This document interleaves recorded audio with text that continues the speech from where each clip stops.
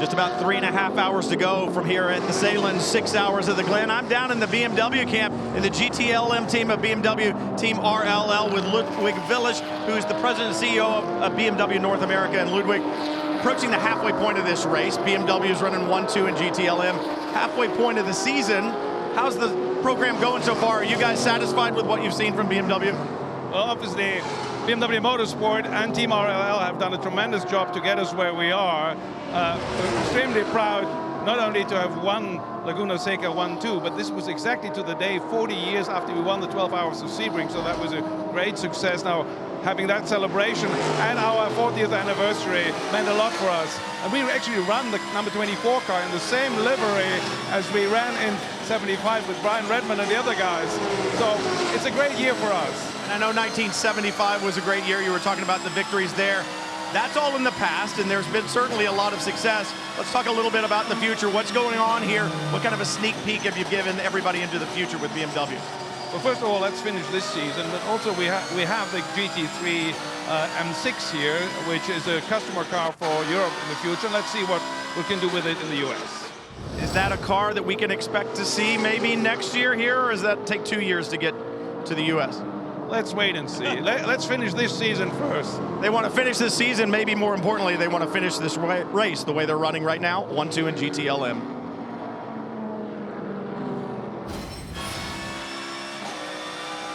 Good-looking race car. I hope we can see that new BMW on track in the very near future. Yeah, I think we'll certainly see that in the GTD category next year, and then the big question is getting the green light to then do a version of that for GTLM, because that's certainly going to get ramped up next year with Ford coming on board.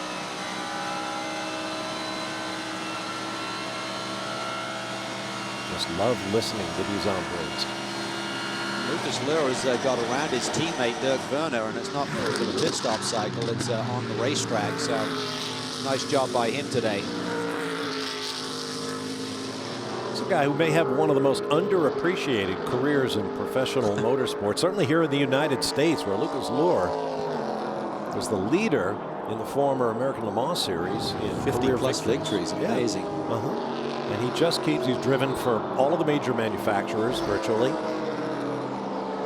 Alex Popov on I hate to call it a guest appearance, but not a regular for the Starworks team, but just had so much success over the last few years in sports car competition with Peter Barron and drive. Oh, that was tight there. Oh, yeah, it was. See, the Delta Wings having a great run here today. Yeah, we haven't called the Zero much. They're having their best race of the year.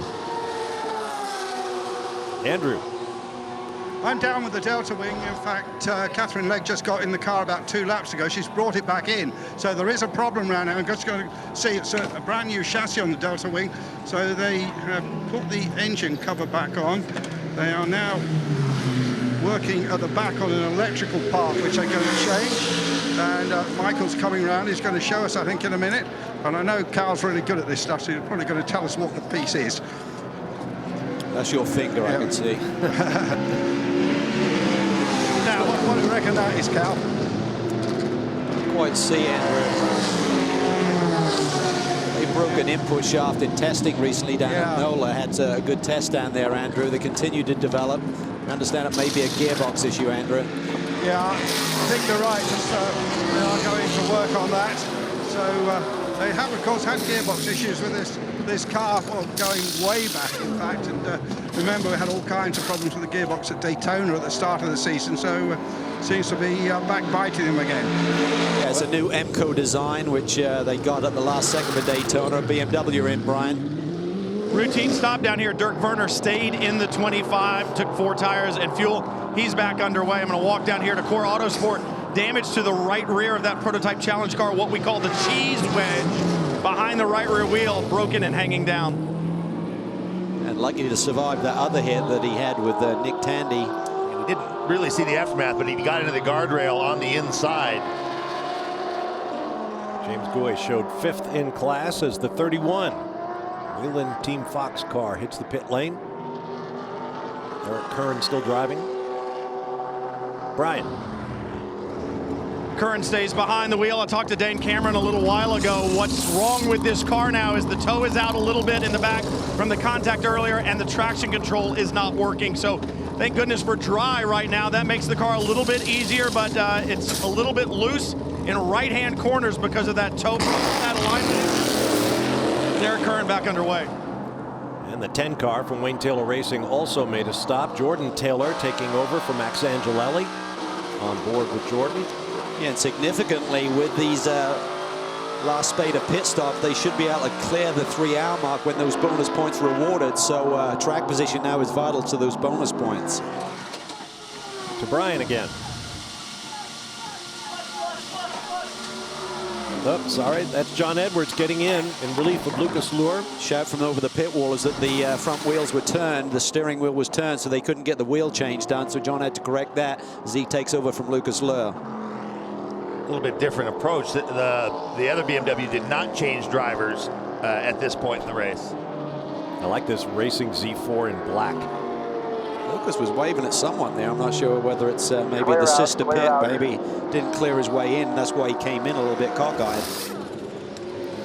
Corvette pit and Brian. Be in full service down here as you see a driver change going on. Magnussen out, Antonio Garcia climbing in, and routine service looking over this car. See rubber on the front and all of that, but other than that, looks pretty well unscathed right now. Routine stop.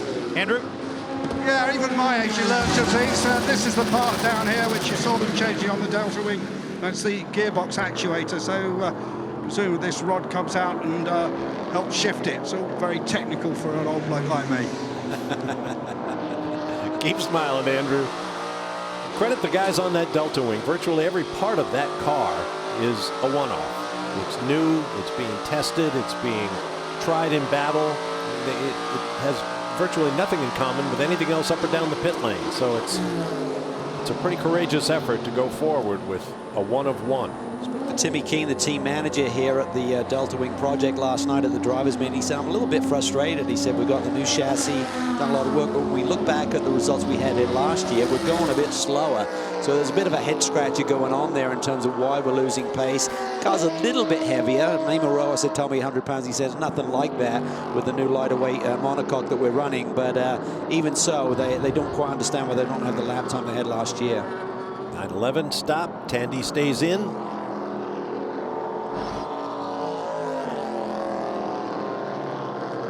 He burst onto the scene at the Petit Le Mans a couple of years ago when he ran with the Falcon tire team, and they went to victory that year. And talking to some of the Porsche factory guys, they said, boy, he can ring a lap out of one of these Porsches like no one else can. And since that time, I mean, his star has just gone crazy. I watched that, and him held, you know, I think that's what won them the manufacturers championship last year, was the performance he put in once he was in the factory car, but in 12. So yeah, it put him on the map as far as I was concerned. I sat there in awe watching that, and it certainly seems like it jump-started his career internally as well. Rusty Mitchell in the PC car, the 85, second in class. You see the leader light, that blue number 2 just ahead of the number 85 on the side of the car. Leader lights on all of the cars in the series, color-coded to class, to tell fans sitting at trackside what the class position of any given car is. Looks like a lengthy fuel stop. And we're looking at the left front wheel. Not sure if they didn't get it connected initially. Once we started to see the pit stop, they had a bit of a delay getting in. After a couple of races with pit lane incidents in which tires going out or coming in struck tires, cars coming out or going in struck tires that were left in the pit lane. A lot more attention being paid by race control now to where teams put. Hit for John Edwards. This is the problem Look at the big area. marks. Same area of the racetrack we've had problems all day long, it looks like. See those tire tracks left to right, straight off into the tire wall. Remember, he had just been in pit lane, so I'm not sure if something was maybe amiss with the tire change. We'll wait and see. Staring at the dashboard from his onboard.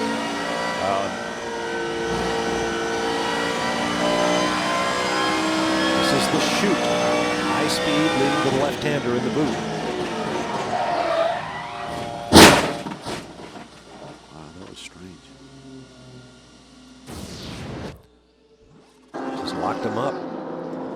Full course caution, our 4th at the 2:38 mark of the race. 60 is in the pit lane. Doesn't look like emergency service to sort that situation out. Right now we're going to take another break. We'll be back with more live from Watkins Glen.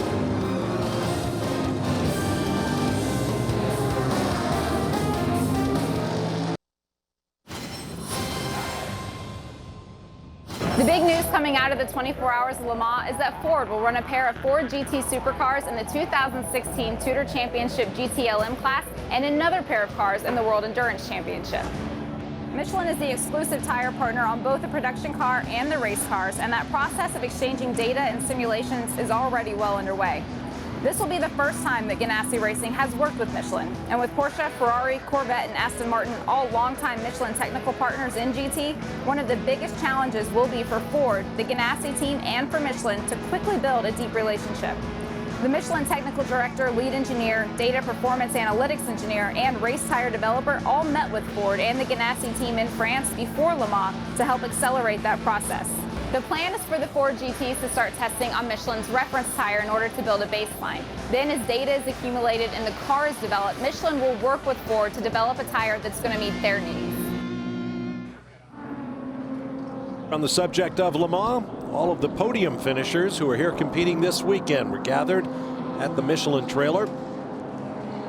Front left, Jordan Taylor holding his GTE Pro trophy, shared with Tommy Milner, Ollie Gavin, Tandy, Bamber, of course the American team, Siegel, Sweedler, Townsend Bell, and the Risi Competizione drivers, Giancarlo Fisichella and Pierre Caffer, who did not drive together at Le Mans. Pierre was in an LMP1 car, and Giancarlo Fisichella had a good run in a Ferrari. Let's go to Andrew. I'm with Oz Negri. Oz, in practice, you dominated, and I think Q2, practice 2, you were second faster than anybody else. Now you don't seem to have the speed. Yeah, we do have the speed. It's just, you know, tough to pass the DP cars. I mean, a couple of times I got blocked by GTs. They open up a gap, and in half a lap I'm there. It's just finding the right opportunity to go by them. We definitely have the speed. You know, it's just our car is quicker in different places than the DPs, and it's tough when you are behind. I saw John Pugh was doing some good lap times. Yeah, John is doing good. I don't know exactly what happened. I just came back in and I saw them changing the nose, so I need to be filled in of what went on. Yeah, if we could just look down, Michael, at the nose here, you can see some of the damage to it, and that's why they changed it. But Oz has got to be a bit of a detective on that. So hopes now for the rest of the race, and you're still in with a chance here. Yeah, just go flat out and do our best. Fantastic. Unfortunately, with that nose change and subsequent pit stop, he's gone down a lap. So I think I also saw some loose bodywork at the rear of that car. Must have been a shock transmitted right down the chassis. I was just about to give him a shout out. I was noticing when we were in break, he was stringing together really nice laps, less than a second off what the quick guys were doing. And so everyone else has full lineups. There's no requirement for silver drivers. And you do see that rear decklet is loose. But, you know, he's a gentleman driver competing against full pro lineups. And I'm like, here we are 3 hours into this race, keeping himself in nice contention, running a double stint, and then a little bit of trouble. So hopefully right there at the rear where the rear body work joins the rear wing support, you can see the gap there and the thing flapping. great thing about John, you say he's a gentleman driver, but he wants to play on the same playing field with the same rules and regs. And we had a lot of discussion a few years ago about how do we maybe change to a softer tire when the Pro-Am drivers get in the car and things of, you know, not having such a big delta. He said, no, I don't want any of that. He said, I want the same rules, same car as everyone else and go out there and do my thing. And he's really advanced so much, certainly under the tutelage of not only Mike Schenk, but Oz Negri, his longtime partner in the car. John Pugh has had quite a career for a guy. We call him a gentleman driver. It means he doesn't make his living doing this. He does it because he loves it. He keeps himself extraordinarily fit. He's up in my age group. And yet he began his career racing in the Skip Barber Instructional Series with my son, Matthew. because of the way, like I said, where this car generates its lap time, it's corner speed, it's high speed stuff, and so it's more physically demanding. And this car really kind of revived him. I think he was heading for the exits. Didn't like the Daytona prototype chassis when this LMP2 car came about. Did a full 180 and has gone at it full bore for at least another year or so. And all that group were over at Le Mans a couple of weeks ago. They have firm intentions on trying to be there for 2016. That's exactly what I was going to say. John Pugh, Mike Shank, their wives, and went over, had a great time. And talking with Mike Shank this weekend, he just crackles with excitement. He said we are, I forget the number, 95% of the way there to making their debut at Le Mans, and he could not be more excited about it. Same goes for John Pugh. We're under our 4th full course caution. We'll be back with more 15 minutes from the 3-hour mark.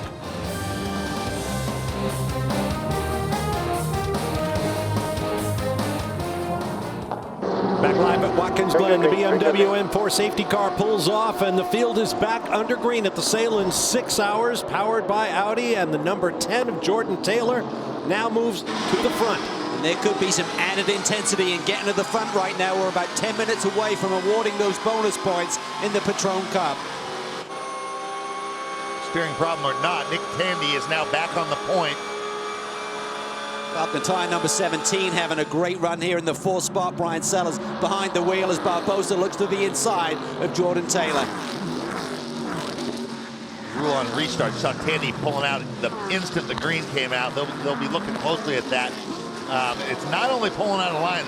Bo Barfield, the chief steward and the race director, said they're also looking at people leaving big gaps, so they've really tightened down on restarts as well.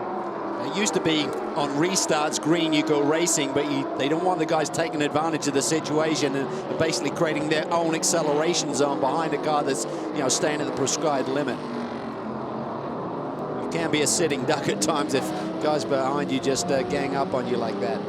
Sellers made 2 spots up on Brian Sellers in the Falcon Porsche. Made up 2 spots on the restart as well. Yeah, he's having a great run here today. He was working really hard to get tire temperature. We were on board with him, and especially using the brake pedal. Picking up a battle in GTLM. The number 4 car went down a lap, so they've got that lap back, and now running in the, I believe it'll be the 4th position behind Brian Sellers. I think 3rd. Werner's dropped back a little bit in the mix there, so the last time they come across the stripe, we'll let it settle down here.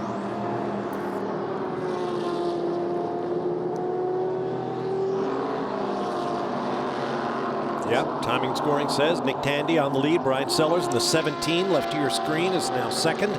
Tommy Milner 3rd in the number 4 yellow Corvette. And Dirk Werner, sister car, has been crashed out of the race by teammate John Edwards. So the 25 is the remaining RLL BMW Z4.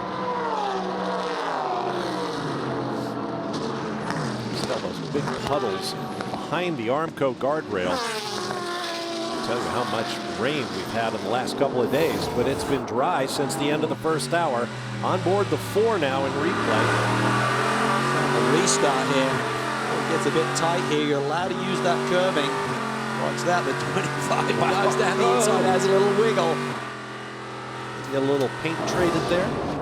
It's not easy pickings for these GT cars up through the S's. They don't have the downforces of the prototypes, particularly on relatively cold tires. You got to tread a little bit carefully. Werner gets a little bit wide in that white BMW. He's got traffic, prototype traffic coming through. PC car. It's our PC leader, I believe, Mark Plowman, now in the 16. You can feel the intensity ticking up a notch now that the track's fully dry. Track position being that much more important. So you're like, well, there's still 3 hours to go, but as close and as evenly matched as these cars are, they will not give an inch from this point forward. Let's hear from one of the co-drivers and points leaders from the sister number 3 car. Brian Till is with Jan Magnussen. Yeah, we're standing back here behind the Corvette pit, and Jan, about a 2.5-hour stint from you. We understand Antonio may stay in till the end. This is not the regular car that you drive. Is it like putting on a different pair of shoes, or does it feel the same as the other chassis? Oh, it's the car feels exactly the same. It's only really the smell. Out there right now, the track has changed considerably, obviously, with it drying up. What kind of a car? I heard you guys talking about pickup on the tires as well. What kind of a car does he have? Well, we do have a little bit of a problem, or at least I had, with some pickup on the tires. We had 2 sets that did the same. But I think they made some adjustments to try and fix that. But when we don't have that, the car is pretty good, I have to say. You could kind of keep pace with the leader. But as soon as we get that, it's a huge time loss.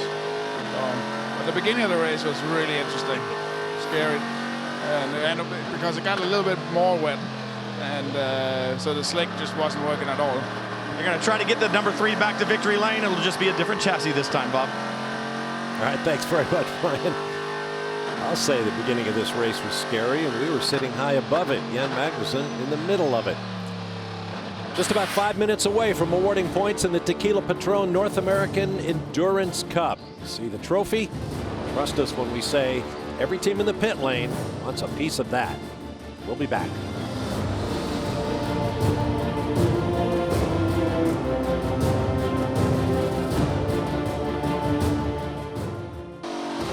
Welcome back. About 2 hours and 58 minutes into the first 3-hour leg of this Sahlen 6 hours of the Glen, powered by Audi. I'm Bob Varsha with Calvin Fish, Tommy Kettle, and as you can see, there are raindrops on the windshields. Quickly, let's get you up to speed. Ben Keating in the number 33 Viper had this off-course excursion. Replace your divots, please, gentlemen. He had overheating problems, had to bring that car to the pit lane at least once. Other issues early on. Porsche, the factory 911 GTLM car, getting into James Gouet in the championship leading 54 prototype challenge car. Delta Wing were having a strong run here today, Bob, but a little bit gremlin with the gearbox. The actuator seems like it had an issue, so they've dropped back down the running order, but strong performance in the early going. Heartbreaking moment for young John Edwards, the number 24 GTLM BMW. On his out lap after taking over the car, big crash in what has been Calamity Corner throughout this race. Turn number 6 leading down into the boot. Now several cars have straight lined the inner loop, the chicane on the backstretch, presumably due to water on the racetrack.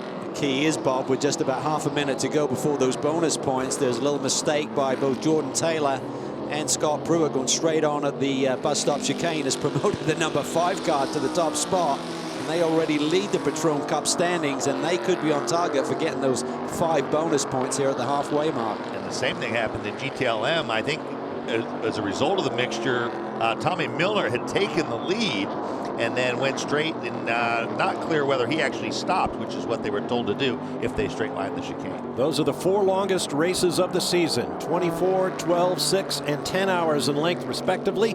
This is the 6 hours of the Glen, 3rd of the 4 rounds.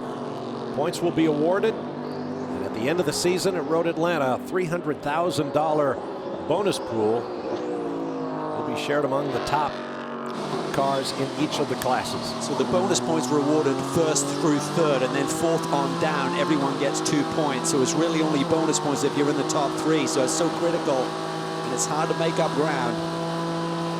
This is nerve-wracking. The speed is so high up through the S's there, starting to get that little spritz on the windshield. And when the clock strikes 3 hours, the next time the overall leader crosses the line, we'll decide who gets points toward the Patrón Cup. Meanwhile, the number 007 car, the TRG Aston Martin that was running on the GTD lead just a short time ago, has now dropped down to 11th place in class. To follow up on that.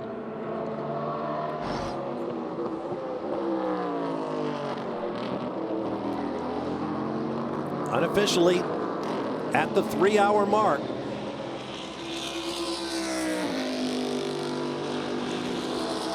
decide who the class leaders were or what the class running order was at start finish at 3 hours. We'll have that information for you shortly. So See there, it's tricky conditions just like we had at the beginning of this race. It settled down nicely there for about an hour and a half or so, relatively dry track conditions, but right now everyone back on their toes. Mistakes can be easily made. There's obviously everyone now on slick tires. Continental Tire supplying 3 of the 4 classes, and then Falcon and Michelin tire cars in the GTLM category. And when it's going from wet to dry and dry to wet, they're both difficult for different reasons. When it's going from wet to dry, the track is getting better every lap, but if you get an inch or two off line, you're in big trouble. But now when it goes the other way, you saw the challenge. You got great grip everywhere, and then you see raindrops. And is it enough rain to actually cause the tire to lose grip? Because for a while it can be raining, but the exact same level of grip until it changes. Talked about some of these guys having problems through this very corner. Let's take a look here. It's a high cam there. You see Jordan Taylor just losing control. He had the lead of the motor race at that stage. 0-1 goes through as well. Now the rule is you've got to come to a complete stop there, which Jordan does. Then Scott Pruitt does the same thing. So there'll be no penalty for that. On board the 0-1. There's the 10 up ahead. I think some of that can be Pruitt having the same problem, but also you can be distracted a little bit. You see something going up ahead, you're not looking at the road just as careful as you should be, and you can get that distraction. Suddenly you miss your marks by just a few feet as well. I said that it didn't look like the number 4 Corvette stopped. They did say if you re-enter safely and don't cause a problem and don't make a complete stop, if you give it, correct itself, and he has since let Nick Tandy back around. So I'm guessing that is because he did not come to a complete stop, that's how he sought to avoid a penalty. Yeah, otherwise you'd be gaining probably 4 to 5 seconds there, even if you just slow it down a little bit. It's a shortcut on the racetrack. I'm wondering if that's not how he got around Tandy maybe the lap before, because Tandy had a pretty good lead. Milner was in 3rd. Next thing you know, Milner's leading. And you ride with Tommy Milner right now. That's Nick Tandy up ahead in the 911. The great thing about a 6-hour race is that it gives you time to recover. We had Ollie Gavin have that spin early in this event. They've bounced back, used some strategy, got a wave around, I believe, to get them back on the lead lap, and ultimately now in a battle for the lead of this race. But also with a 6-hour race, it allows more time for mistakes, so it's a double-edged sword. Great run here for the 17 car. Lots of great news coming ahead, but one of the sad pieces of news that at this point in time they're saying they'll no longer be part of the grid following the end of this season. But I know that Derek Walker and his whole team are working hard to come up with another program. Maybe they can keep Falcon involved. That would certainly be great, but at this point in time, no commitment from Falcon Tire with this program for 2016. Well, really the only privateer team on the entire GT Le Mans grid, and they have been competitive. It's a great opportunity for someone. Finished off the last 2 seasons with that huge win at Petit Le Mans, so they've had a very nice off-season the last couple of years. This one will certainly be different. Remember that titanic race at Virginia International Raceway last year, battling the Risi Competizione Ferrari 458. Oh boy, Wolf Hensler against Giancarlo Fisichella, as I recall. That's right. Epic stuff. Hasn't been a good day thus far for the Risi boys. They've been on and off the pit lane. Currently shown 6th in class, Pierre Caffert driving. It's strange. I mean, the majority of the GTLM field were on slicks, but Pierre was just really struggling, and he's one of the best drivers in the wet conditions, so not sure what was amiss with the Ferrari early on.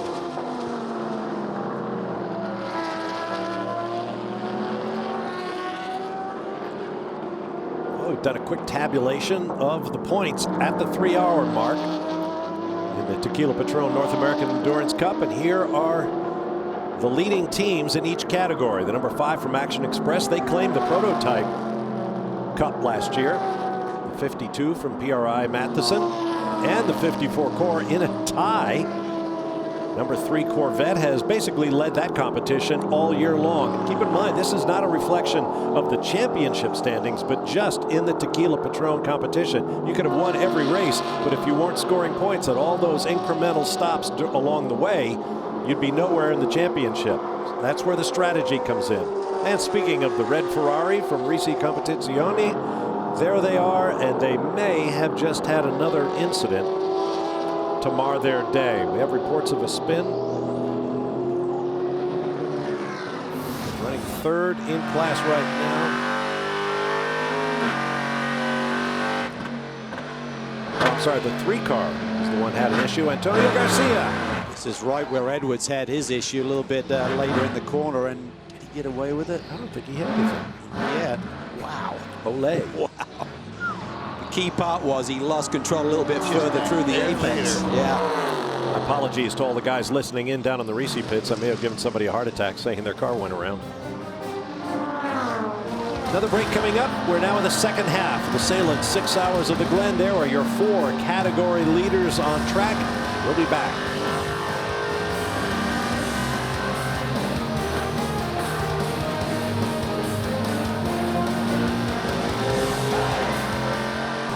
Back at Watkins Glen, still spritzing, or to quote Patrick Pilet with the factory Porsche GTLM team, it's drizzling. Same cars get a little bit out of shape, including the 911 of Nick Tandy out ahead of Tommy Milner's Corvette. They are 1-2 in GTLM. Brian Sellers not far behind in the number 17 Falcon Porsche. Andrew Murray was drinking some drizzling last night. Earlier we showed you the highlight when Ben Keating and his Viper plowed up some of the trackside grass. He's standing by with Andrew. Ben is, and he did do that ploughing. But first I want to do a bit of a housekeeping, Ben, because at Le Mans you broke right near the end, and neither Justin and I managed to get to you. So just tell us what happened there. So we had a great race going at Le Mans. The car was quick, and just had a great race going.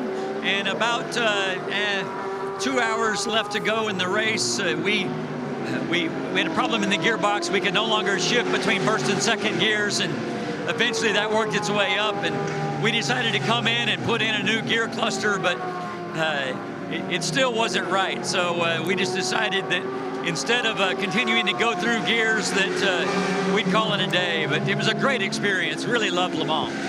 Now here you've got one of your 2 cars in the lead at the moment, but it's all very tight in GTD. Well, it's a pretty interesting race for the Patrón North American Endurance Cup. So the 93 car was in first place. The 62 Ferrari was in second. We both took a really short fill just to get to the 3-hour mark. The 93 was in first, and the Ferrari was in second. So I hear the 93 right now coming in for full service. And so a little bit of gamesmanship going on, competing for those halfway points for the Patrón North American Endurance Cup. The 33, we're going for the race win. So we're on a little bit different fuel strategy. I think we're running in about 8th place right now, and Jerome will be in there till the end. We hope to make up some time. Well, we can hear your car going away. We can't see it, but we know that V10 sound. Just earlier in the race, you did kick up a bit of a divot. Yes, unfortunately, the 62 GTLM Ferrari was next to me, and I could see a PC car coming in, and that's just a corner you can't go 3 wide. So I tried to go as wide as I could, but when I got on the rumble strips, I didn't have any steering, so I caught a little bit of grass and got a pretty good divot out there. But And great to talk to you, and congratulations on bringing the Viper brand back to Le Mans when it has such a history. Have a good rest of the race. Thank you, Andrew. Back to the booth. Thanks, Ben. Yeah, that was quite a little agricultural racing Ben did there. Right now, the 93 was on the class lead, but they pitted, as you saw. They're now shown 9th. Jerome Bleekemolen, who you heard Ben Keating say will stay in the 33 to the end, is shown 11th. Jerome's one of the best in the business, had so much success in GT racing over the last handful of seasons. And has really become a great partner for Ben Keating, and Viper is certainly very strong in GTD once again this year. Lead change in GTLM, the number 4 Corvette, now ahead of Nick Tandy in the 911 Porsche. Doesn't happen often, Tandy being passed.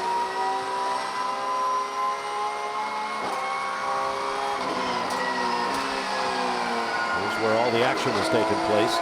Turn number 6, heading into the boot. Let's go to Brian Till. Down here in the TRG camp with Kevin Buckler. Kevin, 007 running so well early on, but obviously some type of a problem. What's going on under the hood in the 007? Yeah, we were running really good, really well early on. The guys, we had a great strategy laid out, and everything's been super all weekend in terms of drivers. Christina and Kuno have done a great job. The crew and the team, we had totally prepared for the inclement weather. We've done well here in the past in these situations, but unfortunately, I think we dropped a cylinder, a coil pack. Some things cost us maybe 40 or 50 horsepower, about 3 seconds off in terms of power. Really big, unfortunate situation. That Aston Martin GT3 is always so reliable, so this is really unusual. We're trying to kind of weigh the value of trying to fix it and diagnosis versus going down a lap, hunting for championship points, all that stuff.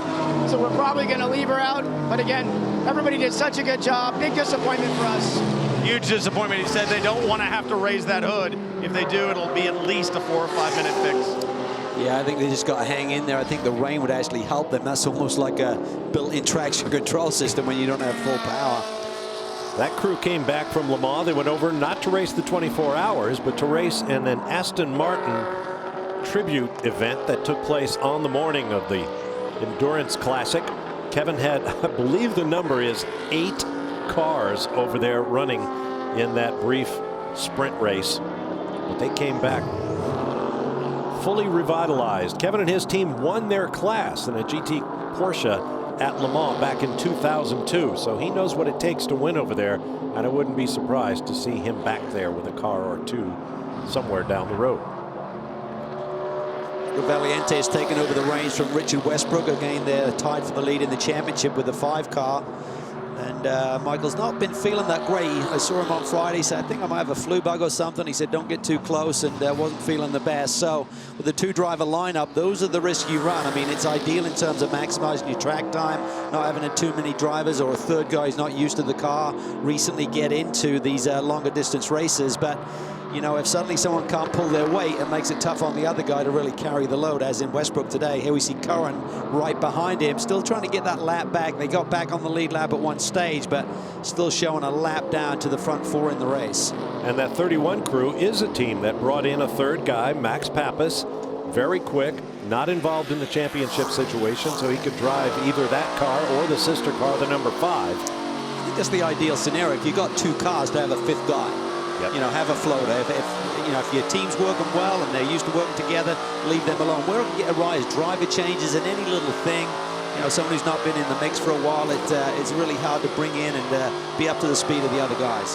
Where it can also put you in a box here is because of the maximum drive time of 4 hours. Not only is it harder on the other guy, you might run up against a thing where if he comes out early, you got Westbrook who says, I'm good to go, but we're going to violate, and then you just got to sit there. Yeah, got to be careful, and we know those drive time regulations would cost the 10 car dearly at Daytona. There it's a maximum of 4 hours in any 6-hour period, and Jordan Taylor ran afoul of that in the last hour of the race.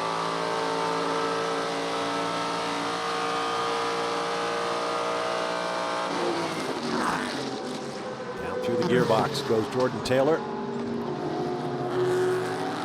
Good to see the Ganassi car up in the mix. I mean, they've been such a linchpin of this championship, the Sports Car Championships, over the last decade or so, and really hadn't been on song. They were strong at Daytona, very different, unique racetrack there, but since that time really struggled for pace. So had a little bit of a BOP adjustment in terms of a bigger restrictor, but that's not giving them the ultimate. I think it's just this configuration of racetrack at the Glen, a little bit smoother than some of the tracks we've been at recently, and the layout is allowing that Ford EcoBoost to perform at a little bit higher level. Meanwhile, in the PC class, Renger van der Zande leads in the number 8 car from Star Wars Motorsport. One of his teammates is with Andrew. Yeah, I'm with Alex Popov here.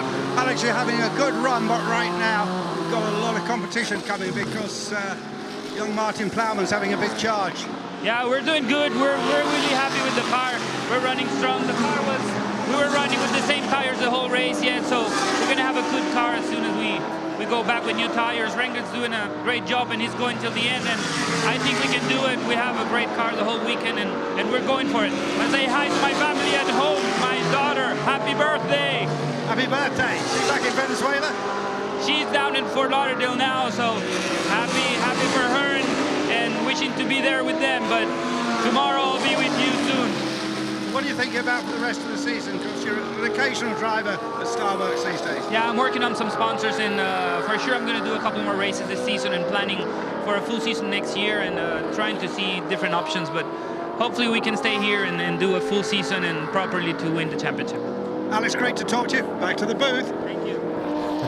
I don't know if you saw Peter Barron at the drivers' meeting yesterday, but he, even with the heavy rain, he was wearing flip-flops, showing off his one of his good luck charms. I commented from all the way across the room. I sent him a text, said, "Nice penny. What color is that?" And he responded that it was called Gold Glimmer Shimmer, part of his good luck protocol. Peter is a little different. They're talking about racing abroad. Everybody with their eyes on Europe and particularly on Le Mans going forward. Of course, Corvette brought home a trophy. Another victory in a long run of success. Right now, the number 4, Tommy Milner, runs on the lead.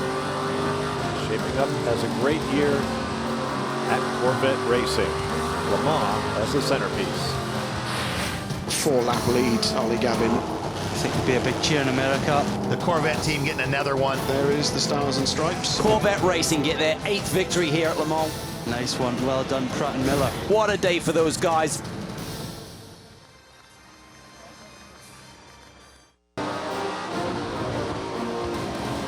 Welcome back to Watkins Glen and our continuing coverage of the Sahlen 6 hours of the Glen, powered by Audi. Coming up after our coverage, NASCAR Sprint Cup in Sonoma, California for their first road course race of the season. Missed NASCAR race day on the Toyota Save Mark 350. Carl Edwards hoping to defend his title in the race from last year. Coverage begins next on Fox Sports 1 and streaming live on Fox Sports Go. We'll be moving from Fox Sports 1 to Fox Sports 2 to finish up our coverage here at the Glen. So be sure to join us there after the 4-hour mark of this race.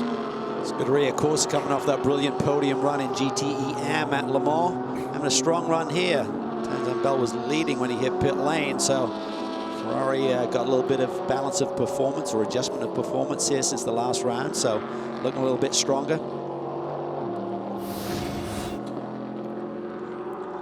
In replay, watch the 54 prototype challenge car from Core Autosport. Lazy pirouette. I think he's just trying to get a really good run there to try and get a dive down the inside of those GTD cars coming down. And like the car in front of him may have run over the curb. Maybe he took some of the water up and in his path.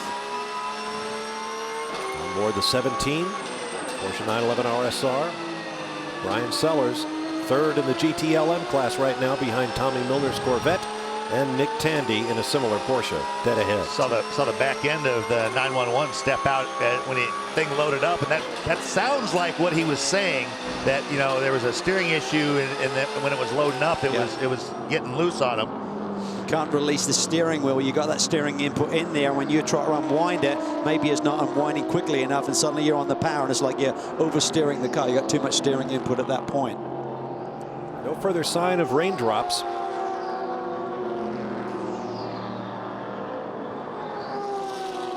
Green flag pit stops coming up with the prototype division. Right now, let's get down to the pit lane. Andrew Marriott standing by with Townsend Bell. Townsend's just stepped out of the car. I've got somebody been sweeping all around me because there's so much debris comes off these cars. But anyway, Townsend had a very good run there. Yeah, thanks. I mean, the Ferrari's coming along. We've struggled a bit this weekend. I've been scratching my head a bit, trying to figure out what we need over this concrete patch as this place gets bumpier every year. But, man, I'm really proud of this team. You know, we started a little soft, but we're in the top 5 right now. Good bounce back after Le Mans, and I'm happy to be back racing in Tudor. Have you come down after that great race there? I don't know, you know that you savor those moments, especially being our first race there. It was so special. I think more for myself, I was really happy for my teammates Bill Sweeter and Jeff Siegel. You know, 8,500 was my dream growing up. Le Mans was their dream, and also my team owner, Giacomo. Now I'm hooked. Now Le Mans is my dream too. I want to go back. In the same setup, do you think? I think so. I mean, we'll just see kind of how things play out here. Thanks very much, Townsend. We look forward to seeing you back at Le Sart, but I'll go back to the booth. There's a guy who's had a diverse season of racing thus far. Really busy, but certainly always gets the job done. I talked about that adjustment of performance. The Ferrari's 25 kilograms lighter and got 100 RPM more to play with for this weekend. And sometimes it's just subtle things, Tom. It just changes the arrow a little bit, and suddenly you're in with a shot. A little tipping point, and I mean, it really is. I mean, everyone's doing their best to try to figure out where that is, but it is not an exact science. And of course, it's slightly different for every track. Oh, close action here. Barbosa was coming out of the pits on cold tires, and he held up Van der Zandt all the way up through the S's, who's class leader, but he doesn't have a huge gap over Martin Plowman. And the 01 was able to get by as well. Pruitt stayed behind the wheel, and Fittipaldi took over from Barbosa. So that could be some of that, just a driver fully in rhythm versus someone who's just got back out there. Left to your screen, Jordan Taylor in from the race lead. The guys do such a good job on cold tires. You don't have that many incidents, but when you see a guy like John Edwards have an issue on his out lap, I mean, there's so much pressure on every single aspect of the game. Your in laps, your pit stops, traffic, you can't take it easy. And so, that's something where you get a new driver and on cold tire, trying to get his bearings, get settled down. And you want to push as hard as you can, but you also don't want to take yourself out. We're going to see that right here as the Pruitt machine just comes down, flashes across the stripe. Jordan Taylor now leaving pit lane, so he's got to try and get temp into those Continental tires as quick as he can, because Pruitt's going to be coming in a hurry. You can see Jordan just starting to go up through the S's. There he is. Here comes Pruitt. He's got some traffic to deal with, but he's going to be coming hard here. It's probably about a 3 or 4 second delta here, I'd imagine, on this opening lap between hot tires versus cold. And I would think that lead margin is going to be reduced substantially here over the next lap. See if the GTD Viper causes Pruitt any problems as he tries to catch up to Jordan Taylor. Saw Jordan pit a little bit later than everyone else, and talking to his engineer a couple of races ago, Brian Bellari said Jordan is remarkable. We talk about him ticking all of the boxes, Tommy. I mean, social media, driving the race car, being mature. He's also worked really hard on fuel mileage in terms that he says he can get. I said, what can you get if you go into fuel save? He said, maybe 5–6%. He said, Jordan can get 10. He said, I'm not going to tell you how he does it. He's teaching us how to get it done. Yeah, apparently Wayne had to intercede between his two boys because Ricky wanted to know what Jordan was doing, and apparently Jordan wasn't forthcoming enough. It's the old story. You're on the same car, boys. That's right. I'm going to teach him everything he knows, but not everything I know. Well, Ricky's anything like my older brother was. He'd have beat it out of me.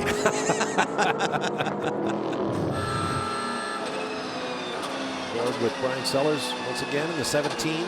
Can't hit what's on the glasses though, so tough. Glen working the throttle in the gearbox. Let's take a ride with him and enjoy the sights and sounds.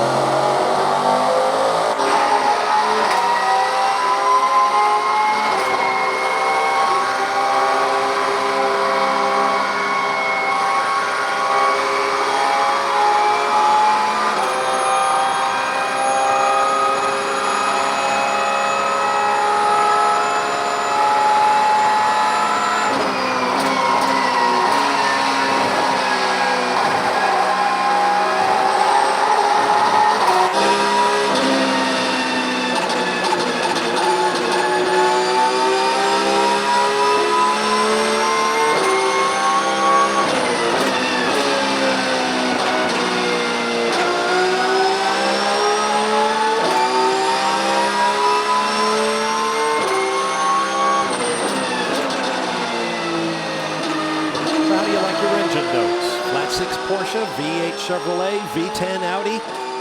It's the Tequila Patrón Sounds of Speed. There's the 60 car. It's a shame because these guys had such high hopes here, Tommy. They really felt they should be in great shape here and at the next round in terms of the track configuration really suiting this P2 style of race car. Yeah, they actually tested here, really put a lot of effort on trying to win this one. Got a little help on the BOP. Car's been flying all weekend. Pew, like I said, running laps with pro guys. What's the issue, Andrew? Well, the issue is definitely in the left rear suspension. I'm just with Mike Shank now. Mike, can you just tell us what's the problem with that left rear? Is it a problem with the upright? I can't hear you. What's the problem? Is it the left upright? Yeah, John hit the wall on the left side 20 laps ago, and this is just part of that. Okay, so you can actually see the scars down the bodywork as well. So they're going to be quite a while. This is definitely putting them out of contention. Hear it in Mike's voice, just devastation there. They had such they thought they were on for something here, but they keep digging deep, coming off 2 podium results. Wanted better today. Meanwhile, a driver change in the GTLM class, Porsche 911. Been a great battle with Tandy and Sellers. Sellers actually got around Nick Tandy again for that second spot. Brian? Down to the 25 camp, it looked like it was going to be a driver change. Bill Augerland was actually all suited up and went to the car, but just changed the drink bottle for Dirk Werner. So Werner stays in, routine stop, down and away. Team RLL is Rahal Letterman Lanigan. Among Bobby Rahal's many duties, he's president of the Road Racing Drivers Club. We've talked before about their Safe is Fast program. Go to safeisfast.com. You'll find a wealth of video tutorials on motorsports, and particularly establishing a career, driving styles, you name it. Safeisfast.com. Show you, I mean, in contention the whole time, and not a good stop for the 911. Something going on with the right rear tire change. There's the 31 on pit lane from 5th place. Jack Curran still driving.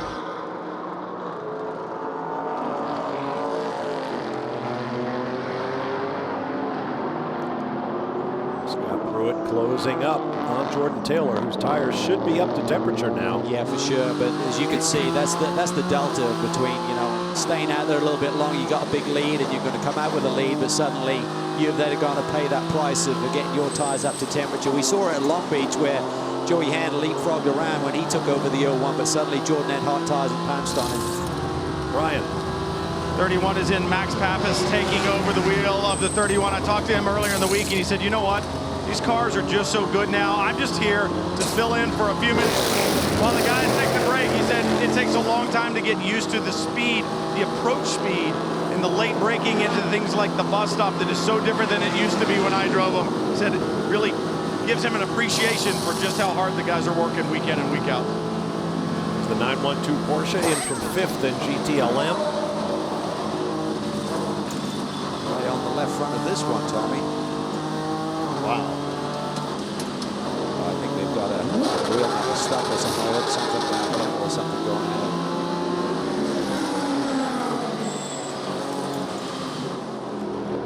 The wheel gun is stuck on King. Exchange wheel guns. Yeah, guys, they've got a hammer out at the moment. I think the problem is it's a safety peg, I think, which goes through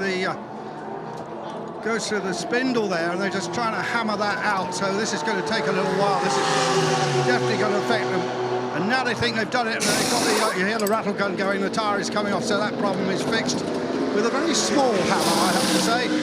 And the car will be away in just a second. Nick Tandy climbed out the other car. But he had some concerns, I think. I saw him talking deeply with the engineer.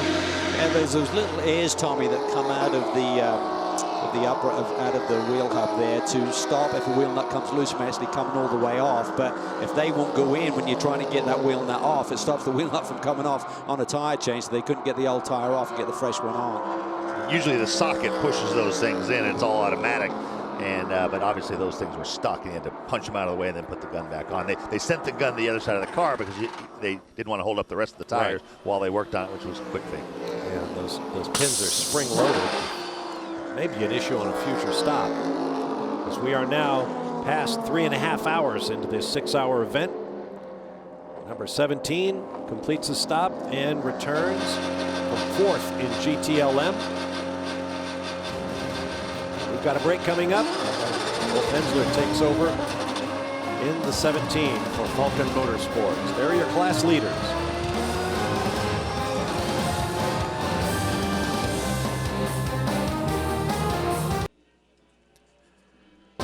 Check out IMSA's all-new app featuring TUDOR Championship and Continental Tire Challenge, as well as coverage of other IMSA series. You'll find live streaming of races on in-car cameras, live IMSA radio audio, full timing and scoring. You can customize your experience for your favorite automotive manufacturer, including BMW, Chevy, and Porsche.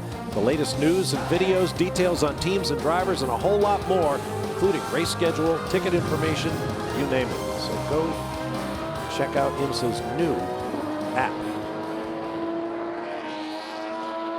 Approaching the top of the hour, we'll be moving over to Fox Sports 2.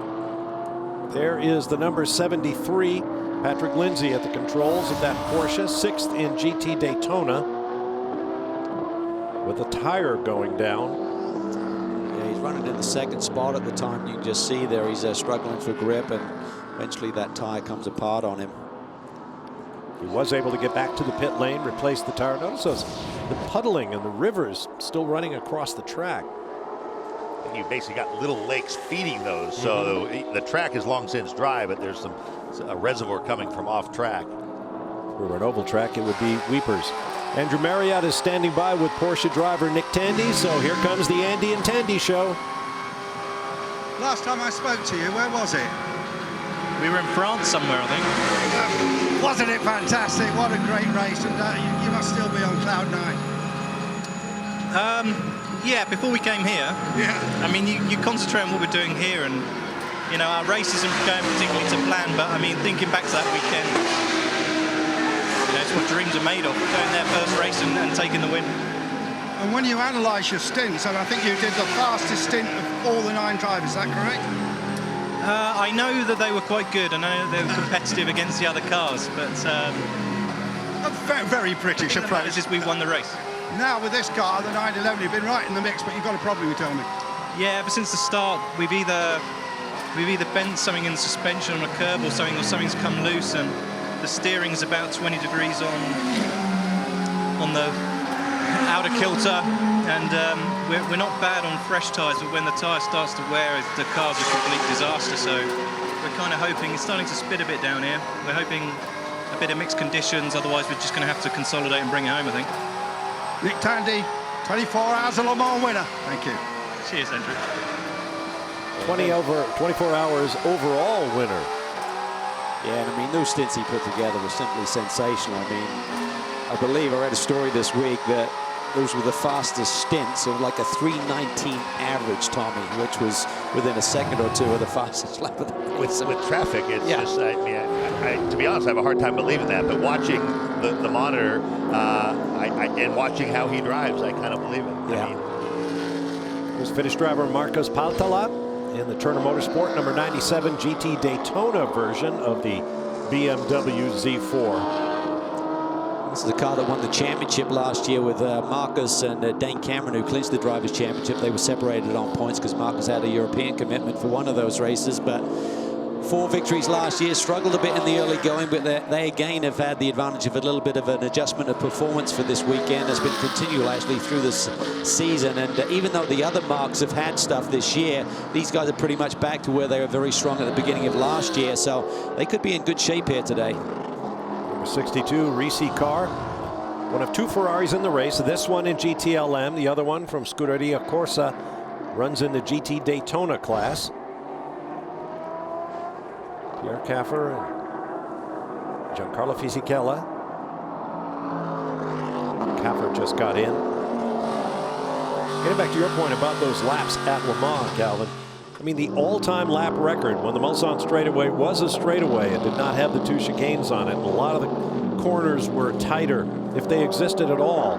And the mighty Porsche 917 that would approach 250 miles an hour on the straightaway held that lap record. And this year, I think 4 or 5 different cars had a share of it despite all the changes to the racetrack. I mean, those were mighty, mighty lap times. And as you point out, Tandy went out there and just did lap after lap after lap after lap within shouting distance of the all-time lap record. I mean, all three drivers played their part. Certainly Nico Hülkenberg, the Force India Formula One driver, has got a lot of ink over the last couple of weeks, justifiably so.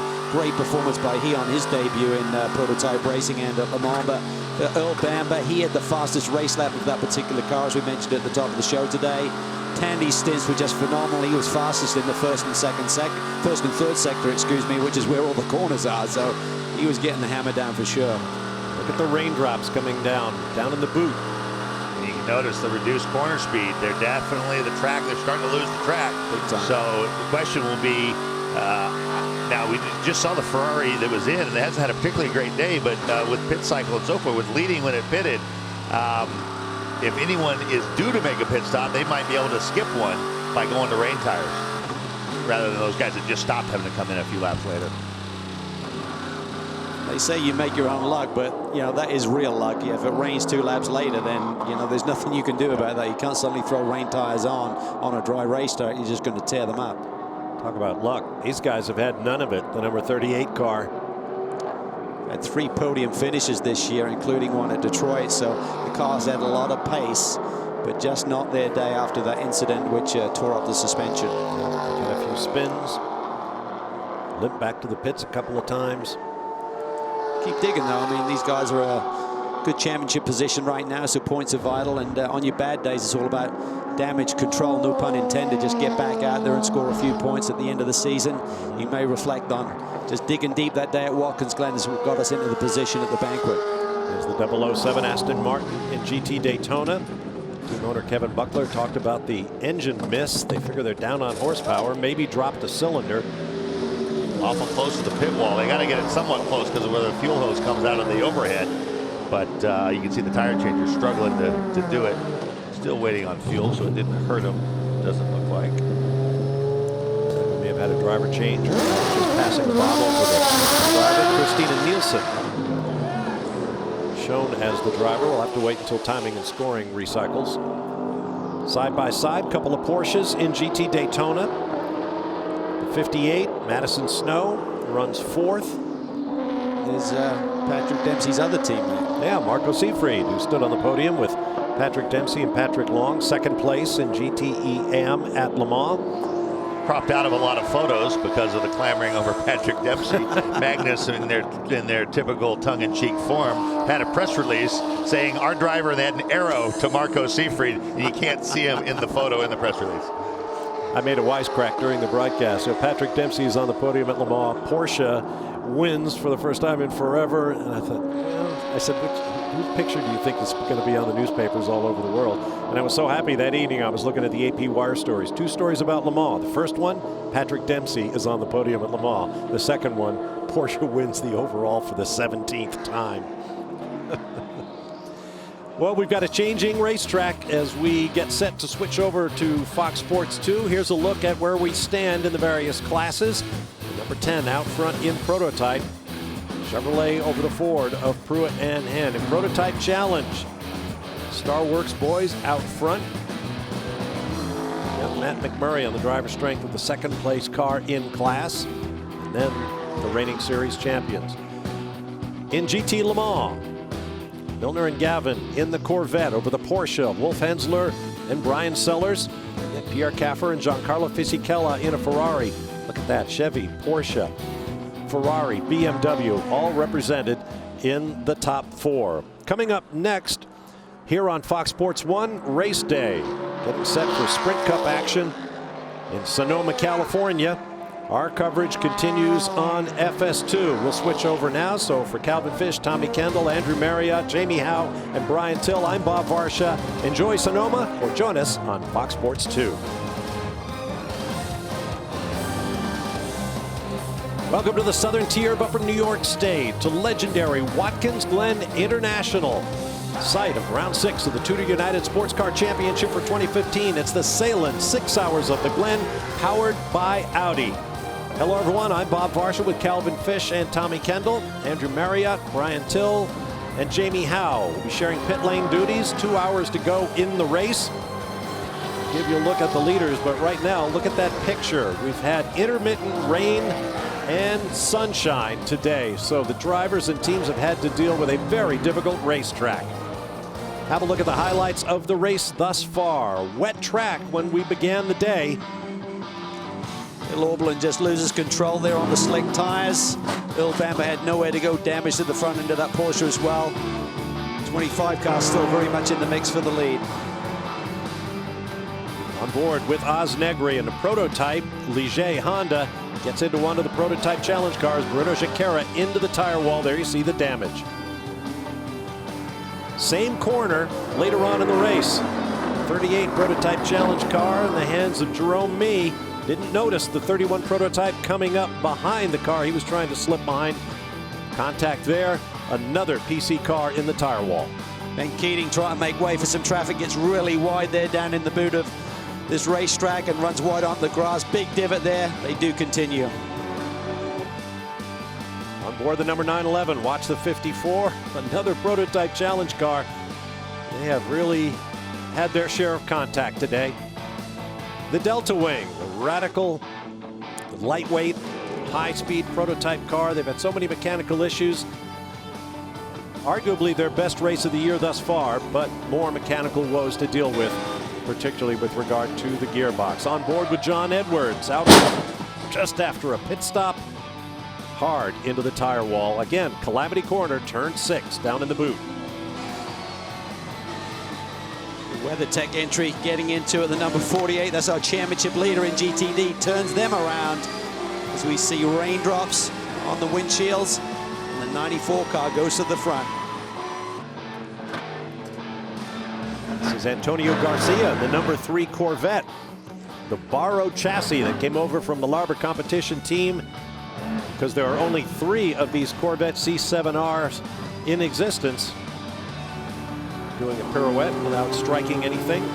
And this is the kind of action we have seen all day. Prototypes, GT cars, mixing it up. Yes, there's been quite a bit of contact on track, but there's also been some phenomenal driving in these changing conditions. Wet here, dry there around the racetrack. With that, we welcome you back to live pictures. There you see Jordan Taylor in the number 10 from Konica Minolta and Wayne Taylor Racing on the lead.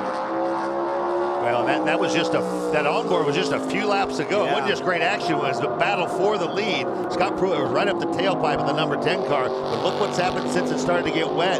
Jordan Taylor has pulled out pretty good margin. Remember when we saw one of the restarts when it was still a little bit damp, Joey Hand was struggling to get that 0-1 up to speed as well. So it seems like when the track goes away a little bit, the grip level has gone away from the 0-1 car a little bit quicker than the Corvettes. Once again, we're dealing with a wet racetrack. The leader in the prototype challenge class. This is the Starworks Orica Chevrolet, as all of the cars in the prototype challenge are. French-built carbon fiber chassis with V8 Chevy engines. Renger van der Zande is an absolute star. The Dutchman had some time in DTM and a variety of sports car championships around the world. He is really super quick and excelling in these conditions. I'll tell you what, it looks like he's on dry tires, everybody else on wets. He's carrying a lot of speed everywhere. Yeah, they started well back in class, but they are now on the lead. Here we are in GT Daytona. Pit stops coming up for the 63 Ferrari 458 Italia and the Turner Motorsports bright yellow number 97 BMW Z4. That's our leader getting a little bit frustrated that the 63 car maybe wasn't coming into the pit lane at the maximum speed and cost him some precious seconds. Again, that's just the luck. You've got to come for fuel and suddenly someone else is coming in, not at full speed. Turner crew goes to work. It's a really great team they have there. Don Salama works on the strategy for that group and they're really, really good team. Got the championship last year, of course, and wait and see what's going on. Is it slicks or wet's going on that car? Those are slicks. Yeah. The yellow ones have that white, that yellow bead around. Yeah, I think they were coming in for fuel, but they might want to be thinking about this. Car is stationary. Okay, it's going to take an extra 15 seconds or so. What are you seeing, Andrew, in terms of what everyone's determining in terms of the right tyre choice? Well, both the 5 and the 90 put the wet weather tyres on, which I think is the right choice. I've got right at my feet now and stopping the 4 Corvette. and they are putting wets on, but the Dion von Moltke got out of the Audi and Christopher Haase took over and they put slicks on, and I'm sure that's the wrong call because the rain is starting to come. You know, Calvin, when you could just start to smell the tarmac when it gets the rain on, it's got a special smell. I'm smelling that smell right now. Yeah, you can certainly tell, and I'm really surprised that the 97, okay, they made that tyre choice, change back. I mean, you're there on pit lane, make the right call. Jamie? Stop now underway for the 01 from Ganassi. There was a driver change. Joey Hand now behind the wheel. Tire choice down here. They have gone to the rain tires. Still trying to get Joey strapped in, taking a little bit longer than what we usually see from the Ganassi organization. He is in and underway. Right behind them on pit lane, though, is the number 63 Scuderia. They decided to put on a fresh set of slicks. Work on the number 3 Corvette. We're getting word from some of the corners that it is raining quite heavily on parts of the racetrack. That may be the worst situation of all. Rain here, dry there. We're in radio communication at the 10 car, maybe indeed waiting to see what everyone does in terms of lap times before they make a decision. Jamie? 912 on pit road now. It also looks like they're switching to rain tires. Jörg Bergmeister will stay behind the wheel, so just fuel and 4 new Michelins for Porsche. They entered the pits from 7th in class behind their teammates. Exactly what Nick Tandy said. We maybe need some rain to get back in this thing. We don't have the right car in terms of the way it's handling in dry conditions when you need maximum performance. So maybe they can do something now. There goes Bergmeister, vastly experienced. Tandy, of course, in the sister Porsche car. More pit action further back. These guys are having a great run here today. Wolf Hensler now behind the wheel, and the Falcon rain tires were like, going back 3 or 4 years ago in the American Le Mans series, were like, if it rained, these guys were going to win. They were that dominant, but they seem to have either Michelin have caught up a little bit or they've lost their way a little bit with the wet tire. They don't seem to have the advantage they once had. Now you're starting with just over 2 hours to go. People are trying to get their finishing driver in. Corvette went to Antonio Garcia a little while ago, well over 3 hours to go, but Hand's going in, and so George Taylor also in that number 10 car. Oh boy, look at the windshield of the 07 Mazda Skyactiv diesel prototype. Now you're on board the 10 car. Let's hear what Jordan Taylor reported. 5 in the 90 pitted for wet, so there's no pressure here, no pressure from behind. Just keep saving fuel. We'll watch these guys' lap times. The ones that took wet, we'll let you know. The other thing is, you look at the clock, they're just over 2 hours to run. That would be outside doing it on one more stop in dry conditions, but you get such a great fuel save in the wet, Tommy. Might be this stop plus one more will get you to the checkered flag or close to it. With wet tends to come not only better fuel mileage, usually more yellow, so. Lap time is longer anyway, so it's eating up the clock quicker.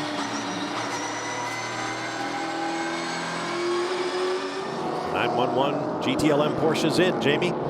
It's a pretty identical stop to the sister 912. It was 4 new Michelin tires that are the right But I will say, as that car came down pit lane, it did not look very happy. We could see it bouncing around a little bit, so perhaps that issue they've had is starting to get a little bit worse.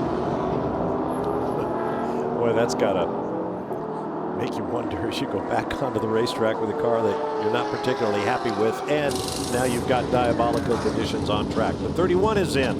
Andrew. Yes, it is, and they are going to fit the wets. In fact, the slicks have already come off. The fuel is going in, currently lying in 5th place. So the Whelan back car. I did wonder what Whelan did, and then I found out they make the flashing lights. If you're running along and you suddenly see a police car behind you with all the lights going, well, Mr. Whelan is coming his way. Oh, what a great noise that was. Love that.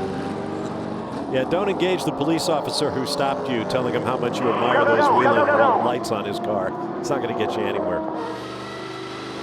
Ricky Taylor now behind the wheel. It used to be easy because Jordan was the only one who wore glasses, and then suddenly Ricky now wears glasses inside the car as well. Going to be curious to see how that cycles in terms of them staying out on the slick tires versus guys who pitted on wets. What the delta will be like, the gap between the front runners once we, because we've stayed green. How that works out. PC Competizione Ferrari is in. Shown third in class when Pierre Caffer hit the pit lane. 2 hours to go here in the Sahlen 6 Hours of the Glen, powered by Audi. Stay with us. We'll be back. New York.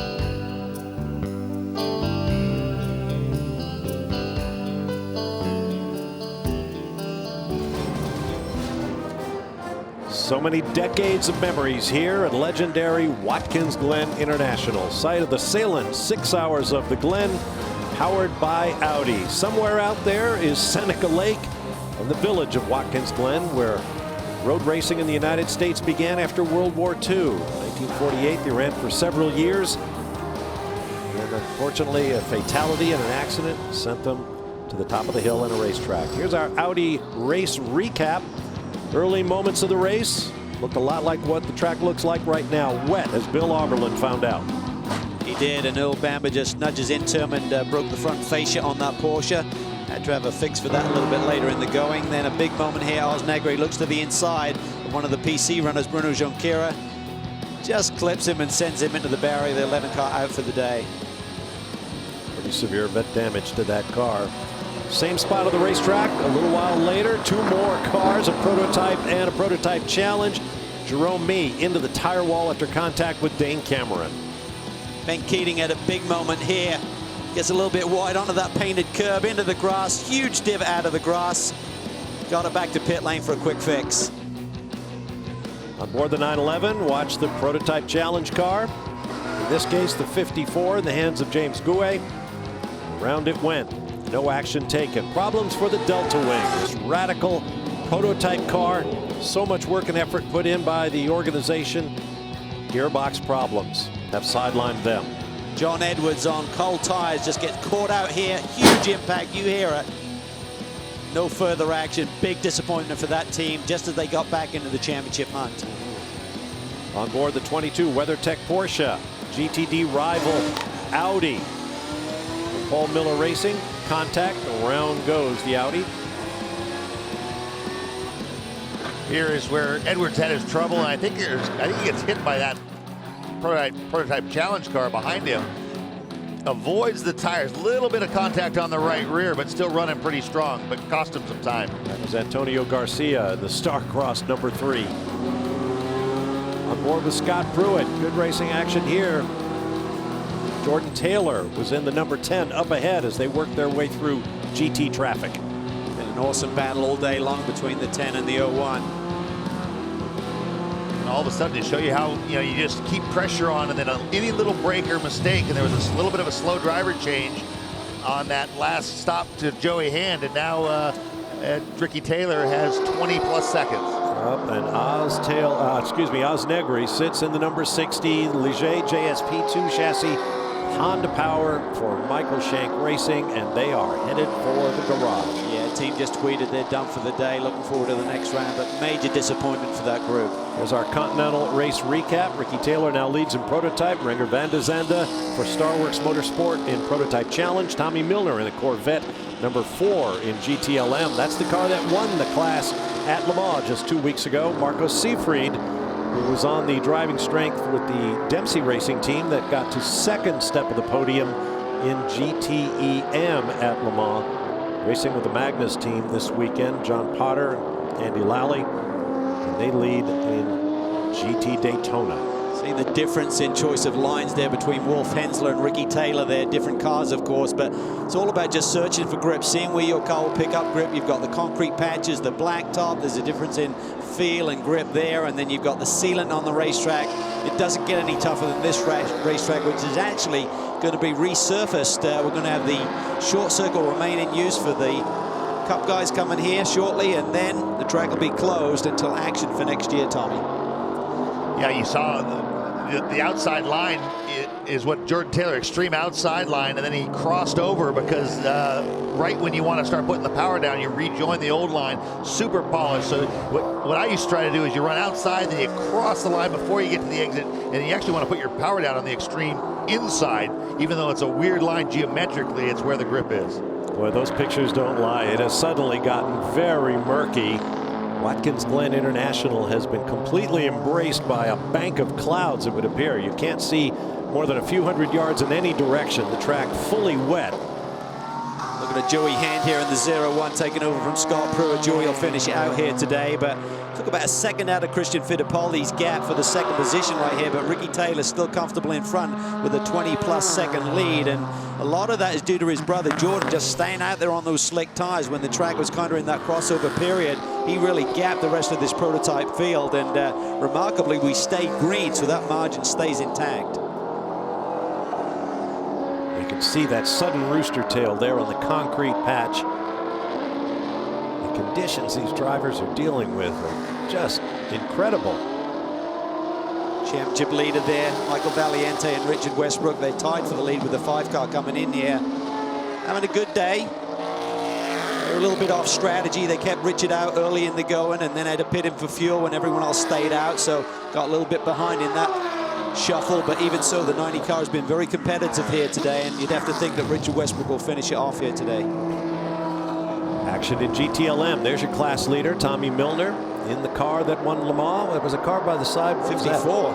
54 off. Yeah, that's our championship leader. There it is. Colin Brown's had a couple of offs today, which you don't typically see. Watch that front splitter there. Yeah. He's going to dig under that arm if he's not careful. Anyway, right behind Tommy Milner was the 17 Falcon Porsche in the hands of Wolf Hensler. They're having a good battle. Colin Brown trying to get the 54 pointed in the right direction. There's Wolf. Yeah, he and Brian are having a great day here, running in the second position and being competitive all day, really. Once things settle down, Tommy, I mean, wet or dry, they seem to be in the mix. These guys really are the giant killers. You know, it's the tougher the conditions. It makes me think that we had a little tricky conditions, then a long stint of dry, more rain. Bernie Eccleston's like, I want this every week. Yeah, it sprinkler really, system in there, like a Paul Ricard, just turn it on random. Well, the 23 of Mario Farnbacher, and the number 5 is now between the GTLM leaders. On board the WeatherTech machine, the 22 in the hands of Andrew Davis. Well, let's not talk about the weather. There are your class leaders. We'll take a break and return to the Glen.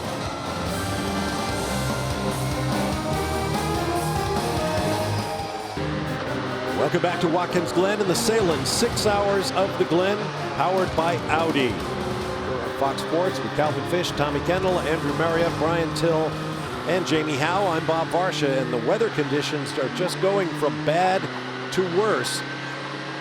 You understand, looking at the radar, there you have it. It may pass through, but of course it's that time of year when you get pop-up thunderstorms and precipitation. Problem is we had so much rain here yesterday that the surrounding areas to the racetrack, the grass verges, is just waterlogged, Tommy, so it's not going to stand a lot more before it starts to creep on at the racetrack. And Ricky Taylor doing a really nice job. That gap seems to be holding steady. Joey Hand is closed up by Christian Fittipaldi, but Taylor still has 20 seconds over the battle for second. When the weather's like this, we have to give a shout out to our crew. Well, we should give a shout out to our camera operators anyway, anytime, any race, but especially today when they're out there working hard, trying to keep their lenses clear of water. And of course, they have to stand out there in this weather. Let's go to the pit lane and Andrew. Yeah, I'm with a proud dad right now, Wayne Taylor. Your boy just did a really good lap there. Yeah, they really are doing well. I mean, the team has got the strategy perfect. Jordan did an outstanding job of being able to stay out longer than anybody else on the dries. So now we got Ricky in on fresh rubber, and he's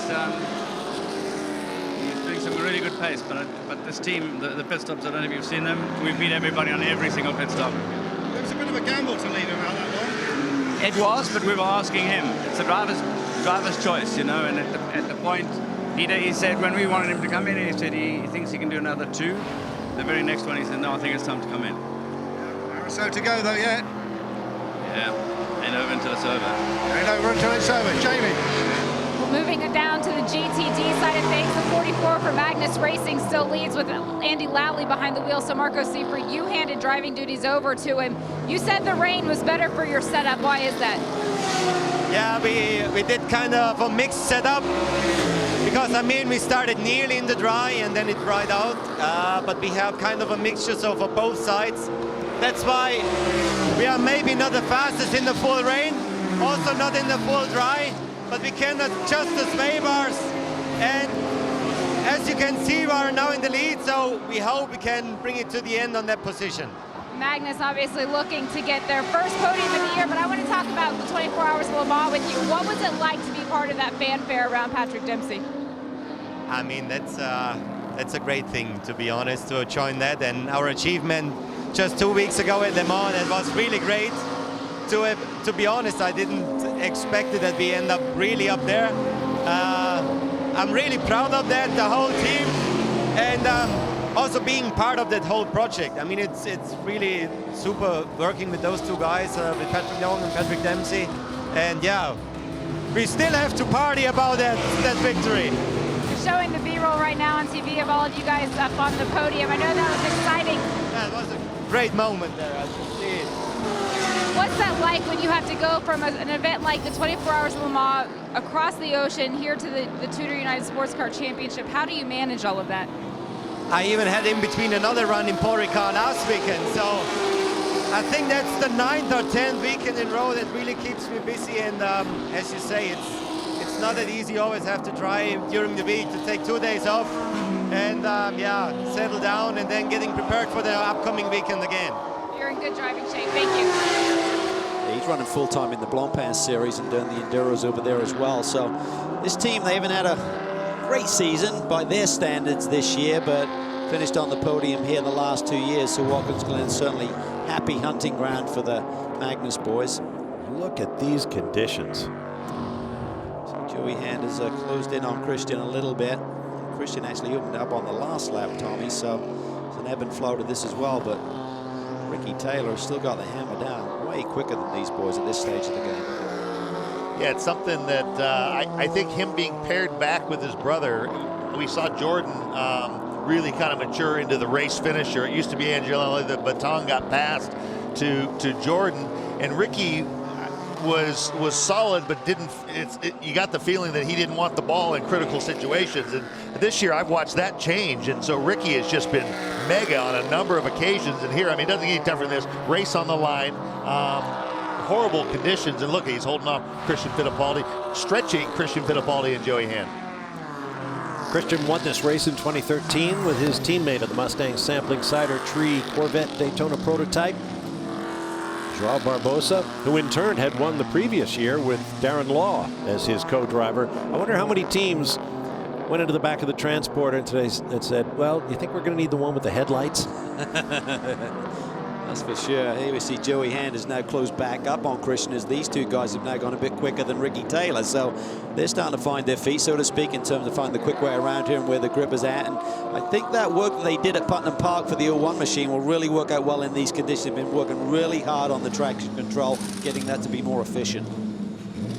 Whoop, little problem with the air hose there, the 007 Aston Martin. Looks like there might have been a driver change there, perhaps just a drink bottle passed in. Kuno Whitmer shown behind the wheel, running 11th in GT Daytona with that engine miss.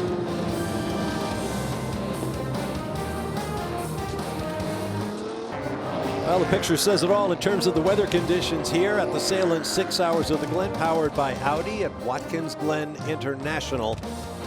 What a day. Sunshine, teeming rain. Tuesday, the 2015 FIFA Women's World Cup semifinals begin. Alex Morgan and Team USA will take on Germany with a trip to the final on the line. Coverage begins Tuesday, 6 p.m. Eastern, 3 Pacific, only on your local Fox station and streaming live on Fox Sports Go. Good luck to Team USA. We have a full course caution, our 5th of the race, somewhere out there in the gloom. Tani Korthel is waving the double yellows. That means full course. Actually, she's holding them steady. A change of position last time across the stripe. I'm not sure if it changed again on the subsequent lap, but Joey Hand did get around Christian Fittipaldi there. So Taylor's lead of 20+ seconds will be erased here with this full caution period. And the reason for the full course caution is just the increasing weather, getting reports from a number of the drivers that it's just crazy out there. So hopefully it will subside. We can get some drainage and get back to racing. Let's get down to the pit lane and Jamie. Well, guys, it's really coming down on pit lane right now, so we've come underneath one of the awnings for Team Falcon Tire. Brian, when this race started, it was still wet, and I know you were unhappy with the car. I was listening in on the radio. What's unfolded now within the race? Well, it's been a difficult race so far, condition-wise. It started off in warm-up this morning, which was short time to the race, and it looked like it was going to be dry, so everyone started on slicks, and for us it was too much. We had to come back to rain, so now it's been a swap back and forth until just recently. The last 30 minutes or so have been pretty torrential, wet conditions, and as you said, now they're caution, and I would guess it's for conditions, probably visibility and rivers in the turn 5, turn 6 area. What have you guys been able to correct within the car to make it more competitive and get you up into the second position? Well, I'm not sure that it's been any one particular thing. I think we sat down overnight after the first rain session and we're pretty surprised and taken back by where we were on the time charts. Usually we show a lot better. And we kind of had to roll the dice in terms of conditions and split the dry and split the wet and hope that it was good for both. Somehow it seems to be okay right now. Nothing's changed, really. But he's doing a good job. He's on pace, and he was pulling in the leader right now. I mean, I know once he gets in these conditions, he kind of puts his head down and goes after it. So, you know, it looks okay right now, but it's tough conditions, and you know, probably the right call to go full course caution. And we'll see what happens. See if we'll go red, guys. All right, thank you very much, Jamie. There's Wolf Hensler and Brian's car. Those two seem close, don't they? Yeah. There's some shenanigans going on down there. Somebody's probably wondering who's got the kid. They'll get over it. I love it when Brian says I'm babysitting and Jamie says no, you're a parent. Of course, Brian and Jamie are married and the proud parents of young Liam. Now, this is not the first time this weekend we faced these conditions. Yesterday, the Continental Tire Sports Car Challenge ran round 4 of their season, and they too had some changing weather to deal with. In fact, it got severe at one point. We won't tell you what happened. You're going to want to tune in to watch the Continental Tire Sports Car Challenge Continental 150 from Watkins Glen. It'll be coming your way Sunday, July 5th at 10 a.m. Eastern Time on Fox Sports 1. Don't miss it. It's going to look a lot like that at certain points. From here, we'll be moving north of the border to Canadian Tire Motorsports Park. More on that later on. Still under our 5th full course caution. Sky's lightening just a little bit. I have to check some of the very troublesome corners of the track, including turns 2, 5, and 7. We'll be back.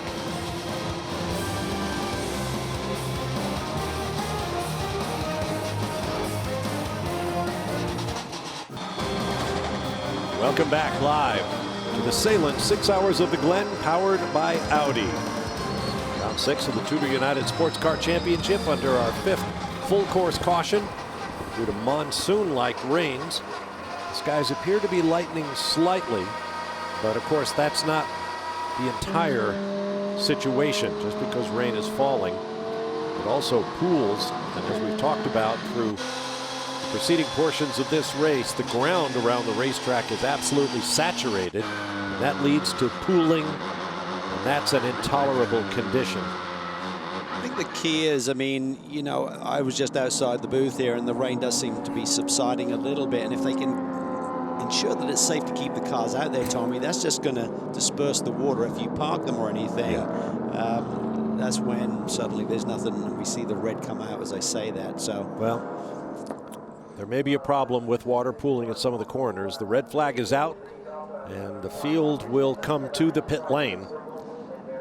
Well, hopefully we get a little bit of drainage, but Bo Barfield at the drivers' meeting made a point of saying yesterday, we didn't qualify in the rain.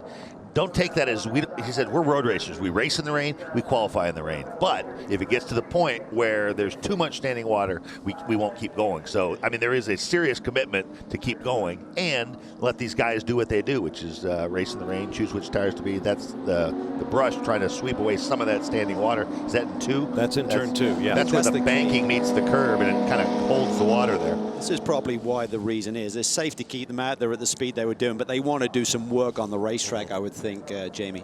Now, with about an hour 28 remaining in the racing, we have time to try to recapture the racetrack. Jamie. I just want to show you guys how much water is actually rolling down pit lane right now. If you take a look at the ground, you can see the stream that is just rolling across pit lane. Now, this part of the pit lane is where the cars actually come to their pit box. This is concrete, but right outside of the concrete area is the asphalt. So the cars get pretty good grip as they come down pit lane, but as they have to pull into their pit spaces, they slide a little bit. So once this race does go back to green, we need to keep a special eye on the cars coming into pit lane because it could get a little bit dangerous here. There's graphic proof of just how hard it's been raining, and the fact that Jamie was the only one in our crew who had the smarts to bring rain boots. Wellies, as Calvin would say. I think they just want to get out and really work on key areas where it has flooded, get those brushes out there, maybe see if they can help that. They were actually out there yesterday in the CTSCC race, try to work on the drainage around the racetrack at the same time. So rather than just having the cars trying to clear this, these are obviously a lot more efficient. That's up at that the spot inner right loop. there is one of the deep spots where they hit that inside, the first curve of the inner loop. This is a pretty impressive pace there. He's got a good setup. There you are with Ricky Taylor, part of the Taylor family operation. Wayne Taylor has a substantial racing resume of his own. Decided to bring his sons into the family business. Why and how? That's the subject of our Continental Tire for All You Do feature.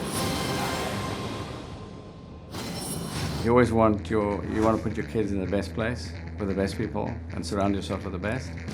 And then we were always talking about, why don't we just put Ricky and Jordan together? And a lot of people were saying, why don't you just do this? I would say 50% of people would say it was a good idea. The other 50 say it's not going to work, you know. Sibling rivalry, you know, how to deal with all that. And I was thinking, they don't know that. When they were young, they used to be on their rollerboards with cardboard boxes. Ricky used to be the one that had to always push Jordan around. So, I mean, they are like just twins. It's like they joined at the hip. It's ridiculous.